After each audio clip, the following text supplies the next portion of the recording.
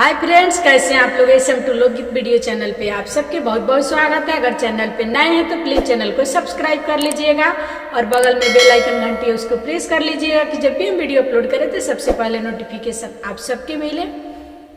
मामा हाली हाली, मामा हाली हाली, इमली घोटावा ये मामा, मामा हाली हाली, मामा हाली हाली, मामा हाली हाली, इमली घोटावा ये मामा, मामा हाली हाली। जैसे बकरी के पोछ वैसे मामा तहर मोछ, मामा हाली हाली, मामा हाली हाली, इमली घोटावा ये मामा, मामा हाली हाली।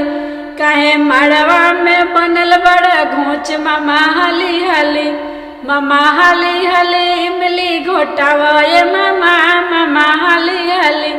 तहर बटुआ खुलल में बिछुआ सटल, कहे मड़वा में नचतर भइल बटे शोर, मामा हाली हाली, मामा हाली हाली, इमली घोटावा ये मामा।